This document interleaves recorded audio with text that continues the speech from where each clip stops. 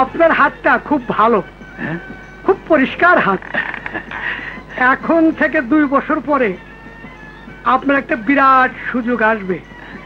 সেই সুযোগটা যদি আপনি ধরে রাখতে পারেন তাহলে আপনার দারুণ ভাবে আর্থিক সচ্ছলতা আসবে।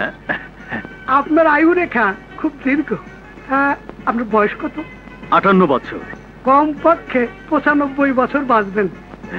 কি বলছেন? 95? হ্যাঁ, 95। আমার বয়স 70।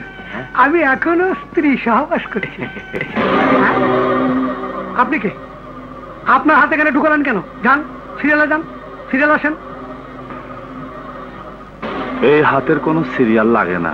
আপনি কে? আপনি সরেন। আরে ভাই যান না। আপনি যান তো ভাই, কিছু মনে করেন না। আপনি যান, আপনি যান। পরিচয় দিলে অবশ্যই চিনবেন। পরিচয় পরে দিমু।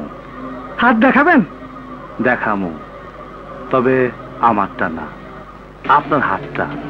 আপনার কথা বলতে তো বাবা আমি কিছু বুঝতে পারতেছি না। বুঝবেন, আপনি তো অনেক লোকের অনেক ভবিষ্যৎবাণী করেন। আপনি নিজের হাতটা দেখে একটু ভবিষ্যৎবাণী করেন তো।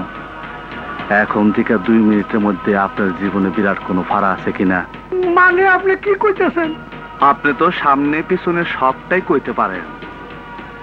দেখেন তো, 22 বছর আগে বিআইটি কর্পোরেশনে আপনি যখন পিয়নের চাকরি করতেন, 22 বছর আগে, তখন আপনার উপরে যে শনি গ্রহটা আসর করছিল সেইটা এখন কোথায় অবস্থান করতেছে? পিয়নের চাকরি 22 বছর আগের সেই শনির গ্রহটা আপনার সামনে কিনা? বাবা আমি তো আপনার কথা বলতে কিছু বুঝতে পারতেছি না। আচ্ছা আচ্ছা, লাল মিয়া নামে একটা লোক ছিল। হ্যাঁ, ইলেকট্রিক শর্ট খেয়ে মারা গেছিল। তার একটা ছেলে ছিল বাদশা। তারে দিয়া পান আনতে পাঠাইয়া তার মায়ের ভিতরের বড় সাহেবের ঘরে পাঠাইছিলেন। আপনার মনে আছে? আপনি তারে এই জায়গায় ধরছিলেন, মনে আছে? না বাবা, এইসব আমি না বাবা।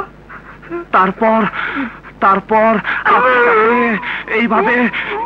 এইভাবে মুখ চেপে ধরছিলেন, আপনার মনে আছে? কাঙ্কির পোলার তরে আমি খুঁজে বেড়াইতেছি।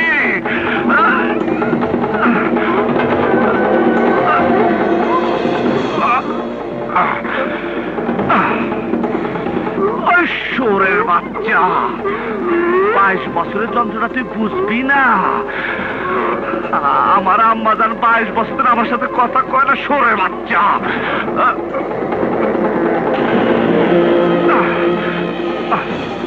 বাবা বাবা